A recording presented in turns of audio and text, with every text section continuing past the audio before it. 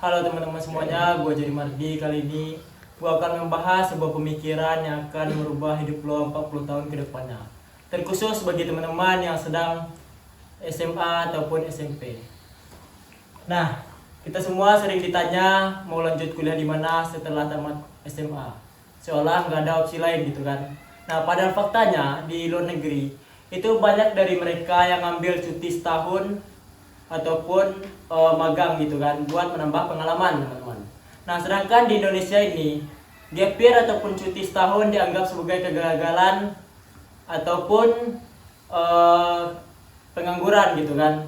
Nah, tapi menurut saya sendiri gap year sebelum kuliah merupakan sebuah keputusan yang bijak teman-teman.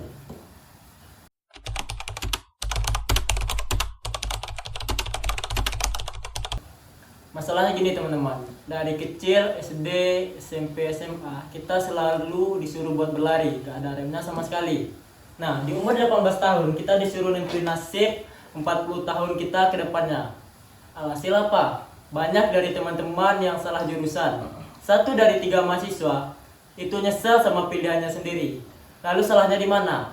Salahnya itu bukan di gap year-nya, tapi langsung masuk padahal belum ada bekal sama sekali.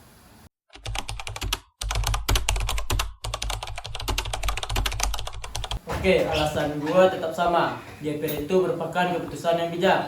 Ada 3 alasan. Yang pertama, biar gak boncos puluhan juta. Kuliah itu mahal cuy. 1 semester bisa ngeluarin uang 5 juta. 4 tahun kita kuliah, bahkan bisa kita beli motor. Minimal Aerox lah ya. Nah, dengan harga segitu, masa kita nggak riset dulu sih?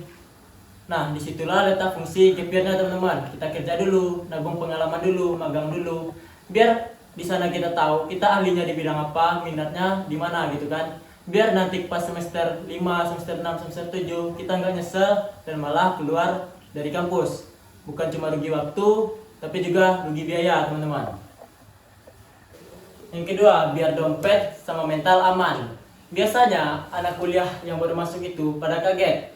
Kaget dengan tugas kuliah, kaget nggak ada uang jajan, kaget dengan situasi kos. Nah, dengan kita gap year, kita bisa nabung dulu, hidup mandiri, dan dapat pengalaman. Nah, jadi di saat kita kuliah nanti, kita udah punya bekal nih.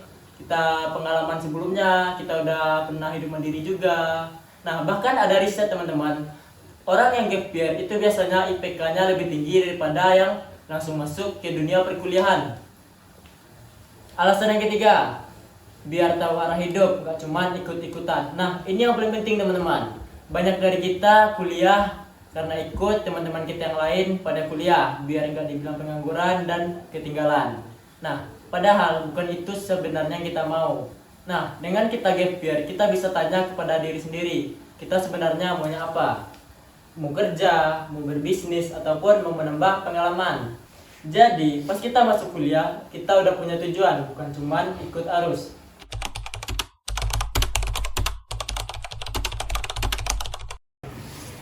Nah, kita harus ngapain gitu kan. Nah, gap year itu bukan berarti kita rebahan 1 tahun full sambil Netflix kan. Nah, itu namanya mager gitu kan. Nah, buat adik-adik yang masih sekolah atau masih SMA, kalau misalnya belum siap, bisa istirahat dulu atau jeda dulu selama 1 tahun. Bisa dimanfaatkan buat menambah pengetahuan ataupun pengalaman lewat program magang, dan juga mungkin teman-teman mau bekerja gitu kan. Nah, buat orang tua yang anaknya mau mengajukan gap year, jangan panik ataupun jangan kaget, karena 1 tahun gap year tersebut bisa dimanfaatkan buat seperti hal-hal positif tadi, yaitu magang ataupun bekerja. Nah, buat kampus bisa nih ada opsi seperti daftar sekarang, nah masuknya itu tahun depan gitu kan, biar sama-sama enak. Nah, intinya gini, hidup tuh bukan soal lomba lari, gak masalah startnya duluan ataupun belakangan.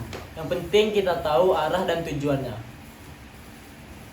Oke, baik, terima kasih semuanya. Saya Jerry Mardi. Jadi itulah pemaparan dari materi saya, kenapa gap year sebelum masuk kuliah itu merupakan suatu hal yang bijak ataupun positif teman-teman. Baik, saya tutup dengan wabillahi taufiq wal hidayah. Wassalamualaikum warahmatullahi wabarakatuh.